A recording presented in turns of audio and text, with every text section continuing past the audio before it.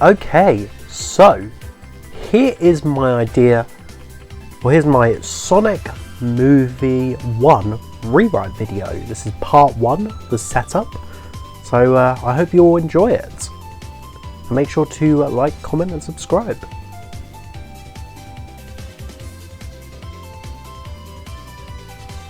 Our story begins very similar to the official film, with the view of San Francisco going on, and Sonic being chased by Robotnik, but also some of his drones following after him.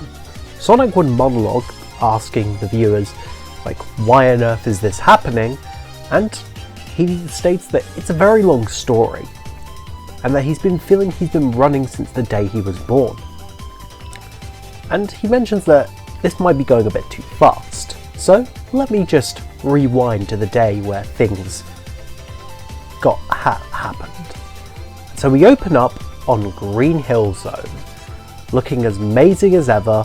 Sonic would zoom past everything, just going really fast, jumping across spikes, bottomless pits, and even jumping on the walls, and even going down one of the tunnels just like in the games, and destroying one of the bridges by accident. He would even go through the loop-de-loop as well, just like how he did in the games. He would mention how not only on this island that there was no school, which was the best part, but also how he felt free and that he could do anything, and that he wasn't held down, and that he was born with exceptional powers. And then we get introduced to Longclaw, who wakes up from her nap thanks to Sonic, and she simply asks that Sonic should have been here. Why did he sneak out? To which Sonic states that he wants to see this island for what it is. But Longclaw says that after their last sort of place where they went to, something drastically happened. Something happened insane. But Sonic doesn't really care. He just wants to run fast and see everything. And that no one will see him because he's too fast. But Longclaw states that speed is not everything, Sonic. It's also compassion and love to give to people that's the important thing. And also friendship, Longclaw says. But then she says to Sonic, just be careful in the future. And Sonic says, I will. After all, it's just us two on this island. No one else is on here. After all. And Longclaw would go out to try and make Sonic a bit of dinner, and Sonic would show her something really cool he found. Something amazing, as spring has come to the, island, as he pulls out a classic sunflower. Please accept this, Longclaw, as a gift, said Sonic. And Longclaw is very happy to see it. Why, Sonic, thank you. This will go very nicely. Sonic wonders if there's other flowers out there in the world, and such as roses, or, well, anything really. Longclaw says that there are many different worlds, but we must respect them, and we must stay here, as it's the safest one here. No one knows we're here. And Longclaw takes the flower and places it down into a pot with some water. And just as they're about to eat dinner, Longclaw notices some visitors pointing bows and arrows at them. And Longclaw jumps in, tells Sonic to get down, so he slams the door in as they fire out arrows and all sorts. And the Echidna warriors, they signal each other to try and hunt down Sonic. They charge on through, with the main leader being Knuckles' dad, shoots an arrow through the window. He then orders his men to go around the side of the house in case if there's a back door they try to get out of. And they agree. with their spears and arrows and all sorts. They then head towards the back bit, where they actually see something go on. They not only see Longclaw, but also Sonic, and as they try to enter on in as Longclaw blocks up the window parts, well, Longclaw manages to escape, flying away with Sonic in her, well, arms, in her feet, I guess. However, one of the Echidna warriors, that being Knuckles' dad, fired a poison arrow that would last for years, by the way, and it hits Longclaw in the side of her, in the thigh, causing Longclaw to come crashing down and down below. However, the Echidna warriors begin running over to try and attack Sonic and Longclaw, but Longclaw manages to battle them off, easily defeating them, but in the process getting badly injured. But she still has enough energy to carry on. Sonic asks, is she okay? To which she says yes. She then pulls out a ring and chucks it as the Echidnas notice the ground falling behind them as they crumble down below. And the blast of explosion sends Longclaw and Sonic to Earth, where they end up in a crop field. After looking around, Longclaw makes sure that she has Sonic, who is alive. Longclaw looks around before taking off into flight. She begins to fly above the trees to make sure that that they weren't followed. When she enters into the forest, she notes that this planet is wonderful and it should be a good location for Sonic. As she starts to set up a fire for them to keep warm, she mentions that it seems almost too quiet. However, Longclaw looks away and notices that, well, Sonic is gone. He is gone as the wind. To which she sighs and then flies off after him, eventually catching up with him, and she sees on how fast he's going, and in her head she thinks on how he will grow up to become quite an impressive creature. However, Sonic almost jumps off of a, cliff. Luckily, Longclaw saves him. She also mentions that she won't be here forever to save him from disasters like this. But Sonic doesn't care, he's laughing as a kid. Years later, when Sonic's all grown up, he begins to see more around. However, the two of them see none other than humans for the first time. And Sonic is amazed. Longclaw mentions that, yes, there are humans. They are a unique type of creature. Sonic says that can they go down and see them? However, Longclaw forbids it, as she says Sonic to him that he has a power unlike anything that she has ever seen. That means people will always want it, even humans. They will always try to gain power for themselves, no matter what. And then Longclaw speaks, telling Sonic that not only must he never be seen by a human, he can share their world, but they must not be seen whatsoever. Sonic understands, but is a little disappointed. She then talks about how if Sonic ever got discovered, use one of these warp rings. She throws that and she tells the next destination is the Mushroom Planet. As Longclaw begins to walk away, she feels the urge of the poison arrow kicking in. When Sonic asks Longclaw what's going on, Longclaw, who's resting in the cave, she tells Sonic that when she was hit with that arrow years ago, the poison was uncurable, and she didn't mention it to Sonic. However, she says that it's now his turn to stay in the shadows. She won't be here forever.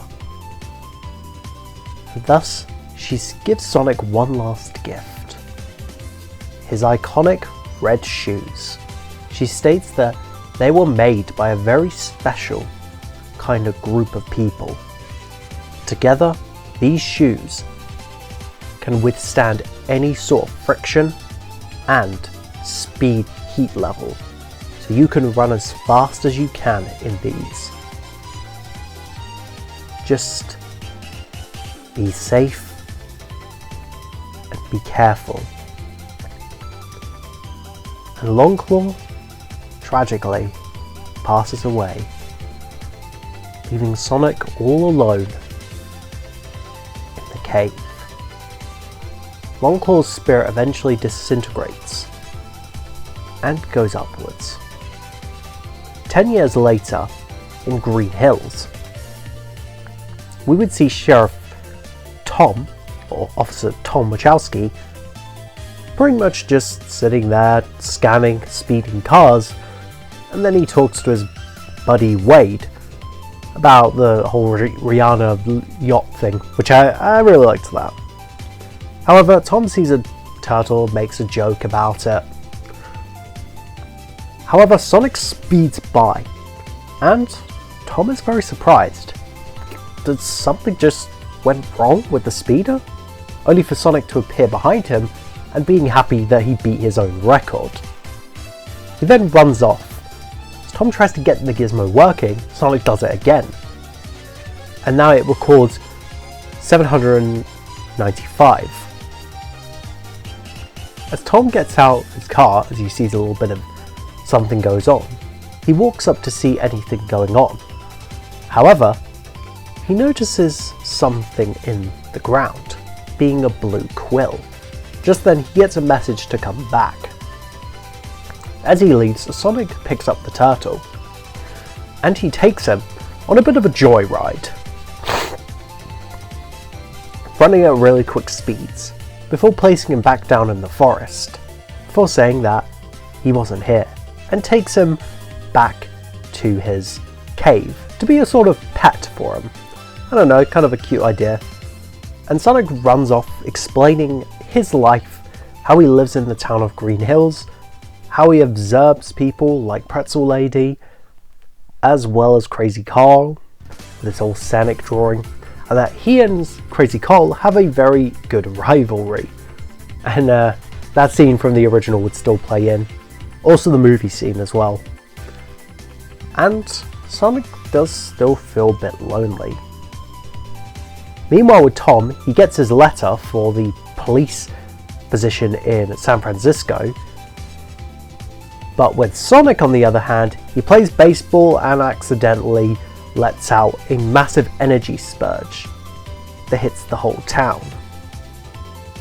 Meanwhile, at the Pentagon, we would see Commander Walters and his team.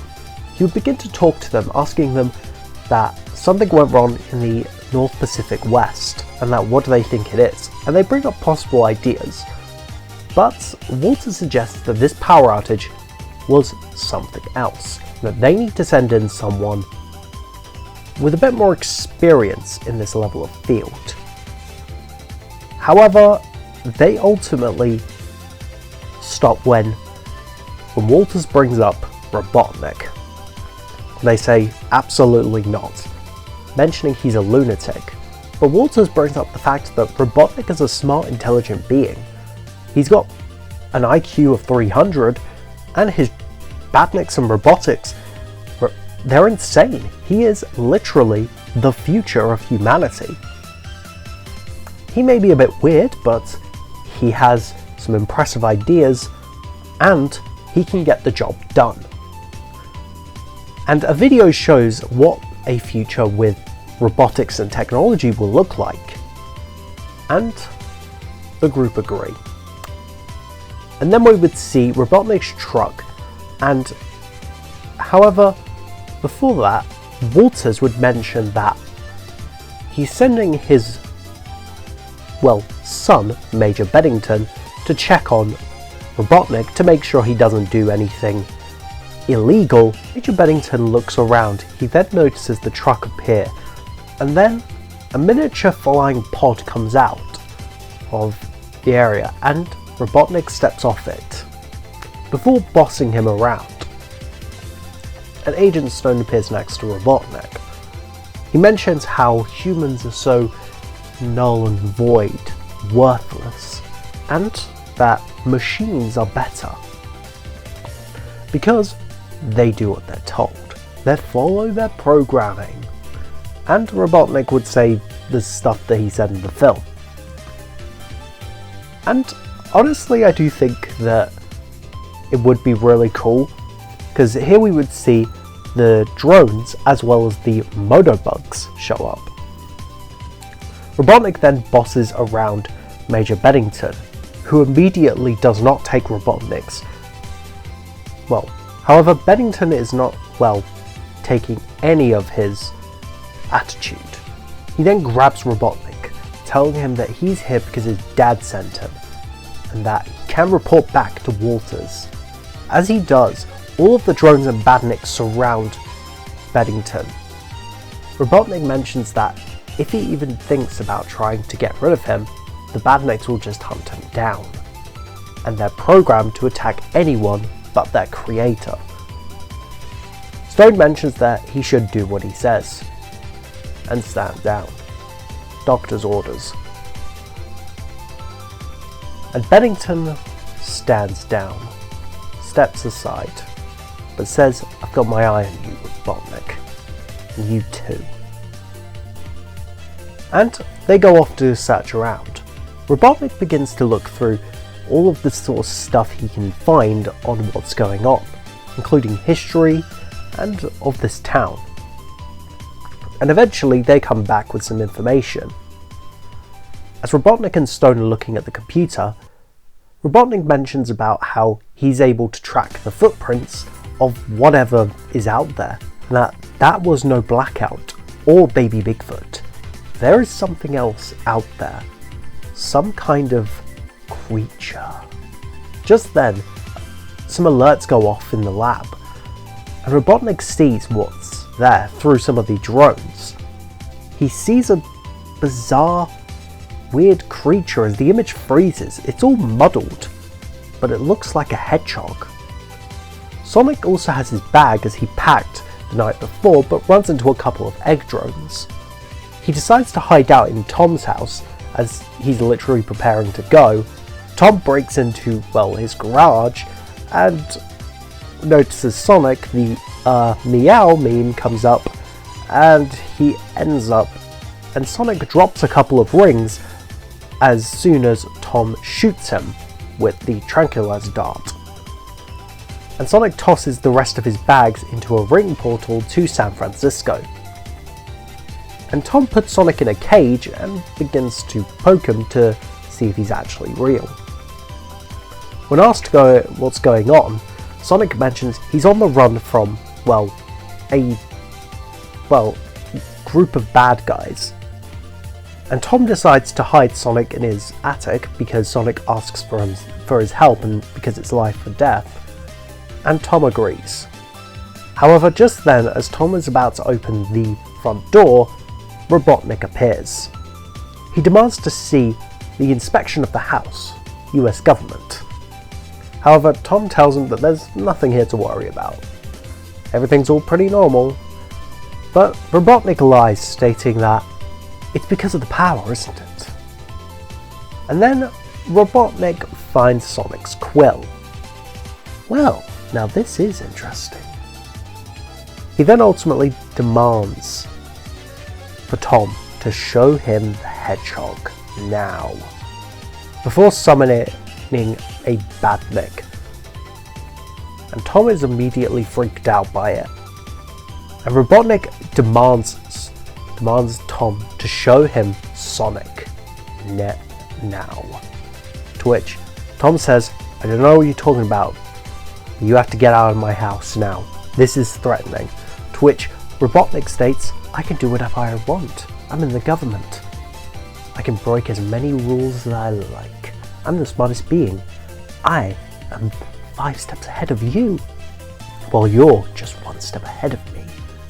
I'm always ahead of everyone on this miserable turd of a planet.